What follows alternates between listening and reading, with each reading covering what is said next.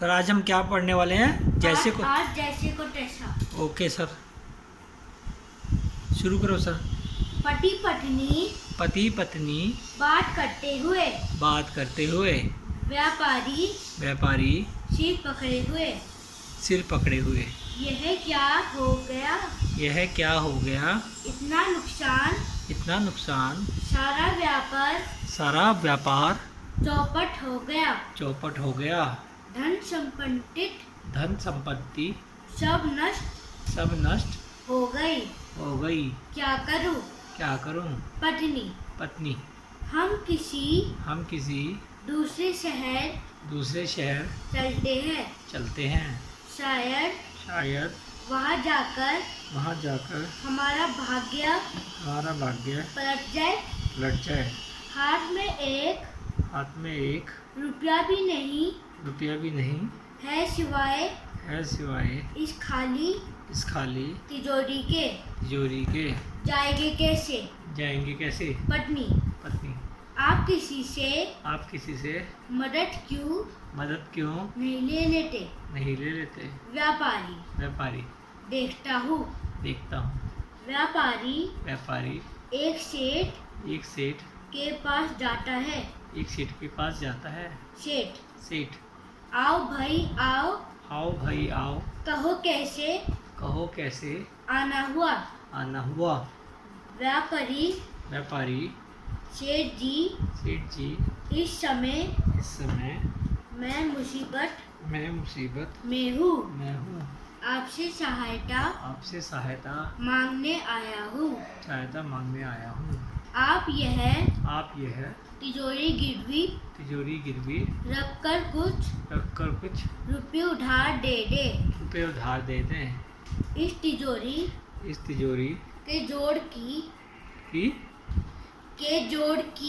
के जोड़ की कोई और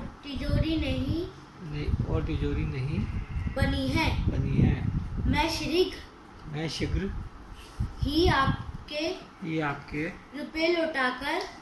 रुपए लौटाकर इसे ले जाऊंगा सेठ तिजोरी को अच्छी तरह देखभाल कर वही मुसीबत के समय आदमी के काम आता है तुम रुपये ले जाओ तिजोरी की चिंता मत करो मैं इसे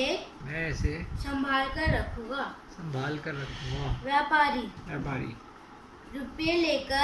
रुपये लेकर बहुत धन्यवाद सेठ जी कुछ महीनों बाद व्यापारी सेठ के पास आता है व्यापारी राम सेठ जी ये लीजिए अपने रुपये और मेरी तिजोरी मुझे वापस कर दीजिए सेठ उदास चेहरा बनाकर क्या कहूँ भाई तुम्हारी तिजोरी तो अब नहीं रही उसे चूहे खा गए व्यापारी चौंकते हुए क्या लोहे की तिजोरी को चूहे खा गए यह कैसे हो सकता है सेठ भाई इसमें मैं भला क्या कर सकता हूँ तुम्हारी तिजोरी जाने का मुझे भी दुख है व्यापारी समय पर काबू रखते हुए ठीक है सेठ जी जब तिजोरी को चूहे खा ही गए यह है तब मैं और आप क्या कर सकते हैं मैं चलता हूँ तभी सेठ का पुत्र वहाँ आता है पुत्र पिताजी मुझे नदी में स्नान करने जाना है। मैं जाऊं। व्यापारी कुछ सोचते हुए। सेठ जी मैं भी स्नान के लिए नदी तट पर जा रहा हूँ। यदि आप चाहे तो अपने पुत्र को मेरे साथ भेज सकते हैं। सेठ हाँ क्यों नहीं बेटा तुम इनके साथ चले जाओ। पुत्र ठीक है पिताजी। व्यापारी सेठ के पुत्र को ले जाकर एक घर में बंद कर देता है। और थोड़ी देर बाद सेठ के घर आता है। व्यापारी सेठ जी जल्दी बाहर आइए। गजब हो गया। बहुत बुरा हुआ है। सेठ घबराया हुआ क्या हुआ भाई? तुम इतना चिल्ला क्यों रहे हो? मेरा बेटा कहाँ है? व्यापारी क्या बताओ सेठ जी? स्नान करने के बाद आपका पुत्र नदी किनारे खड़ा था कि तभी एक बाज उसे उठाकर ले गया। सेठ आश्चर्य से बाज उठा ले गया। पर इतने बड़े लड़के को बाज कैसे उठा कर ले जा सकता है? अवश्य तुमने उसके साथ कुछ किया है। सेठ जी कुछ कहने से पहले सोच कर देखिए। लोहे की तिजोरी को यदि चूहे खा सकते हैं तो क्या लड़के को बाज उठाकर नहीं ले जा सकता? सेठ हड़बड़ाते हुए तुम्हारी तिजोरी को चूहे ने नहीं खाया है। भाई तिजोरी मेरे पास है। मैं उसे तुम्हें लौटा दूंगा। मुझसे गलती हुई है। बस तुम यह बता दो कि मेरा बेटा कहाँ है। व्यापारी मुस्कुराकर आपके पुत्र को भी कोई बाज उठाकर नहीं ले गया है। यह मेरे पास सुरक्षित है। आप मेरी तिजोरी वापस कीजिए। मैं आपका पुत्र। आपने सुना है जैसे को तैसा। तो फिर इसमें क्या हुआ? सेठ ने व्यापारी की तिजोरी ले ली थी। और फिर सेठ ने झूठ बोला कि उसको चूहे खा गए। अब लोहे की तिजोरी को चूहे कैसे खा सकते हैं? हाँ, लकड़ी होती तो खा भी सकते थे। हाँ, लेकिन वो लोहे की है तो वैसे चूहे कैसे खा जाएंगे? तो फिर व्यापारी तो सेठ का पुत्र आया, ठीक है।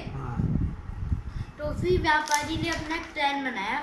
मैं उसे किसी घर में बंद कर देता हूँ।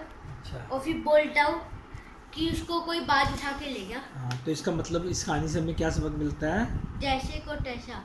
कि मतलब कोई अगर हमारे साथ चीटिंग करे, बेईमानी करे तो हमें उसे सबक सिखाना चाहिए।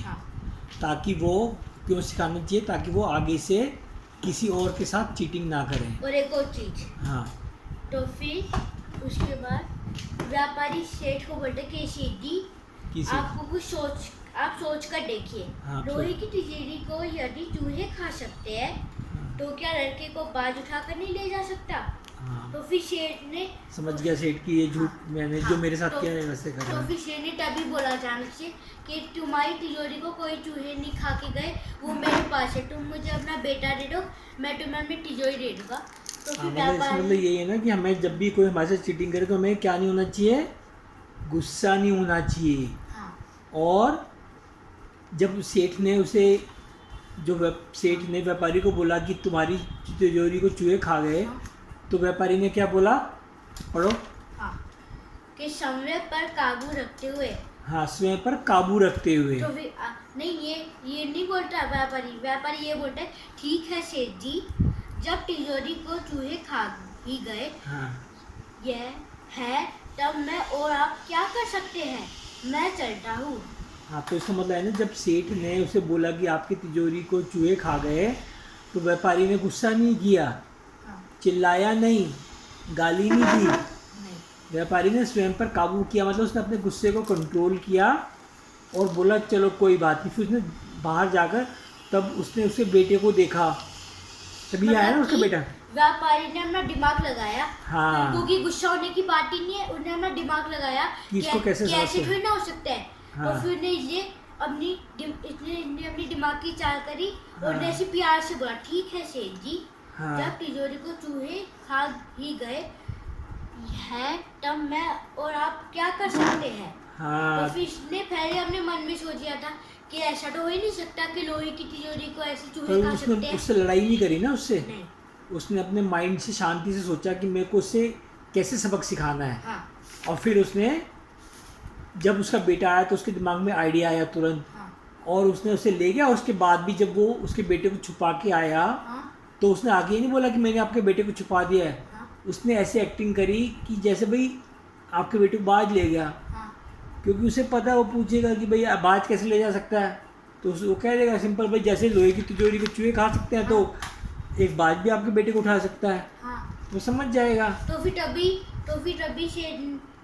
तभी शेठ ने अपना झूठ बोला कि वो मैंने सब झूठ बोला था कि हाँ। तुम्हारी तिजोरी को कोई चूहे दिखा के नहीं लेके गए हैं, वो मेरे पास है। हाँ, तुम मेरे बेटे को दे दो, मैं तुम्हें तुम्हारी तिजोरी दे दूंगा। तो हाँ। फिर हमने बेटे को दे दिया। और फिर व्यापारी ने शेठ से बोला कि आपने सुना है, जैसे को तैसा। हाँ, तो मतलब जैसे को तैसा करना चाहिए, नहीं तो वो आपके साथ चीटिंग करता रहेगा और आपका नुकसान करता रहेगा। ओके, तो ये था हमारी कहानी। आज का सबक क्या नाम है, फिर से बताओ। जैसे को तैसा। सामने देखो ऑडियंस के, और फिर से बोलो, जैसे को तैसा। हाँ, और दोस्तों ये वीडियो इसी तरह से देखते रहिए और आरव के चैनल को लाइक, शेयर और सब्सक्राइब करते रहिए।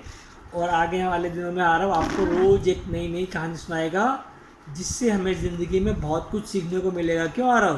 हाँ। चलिए, ओके, बाय बाय करो। बाय।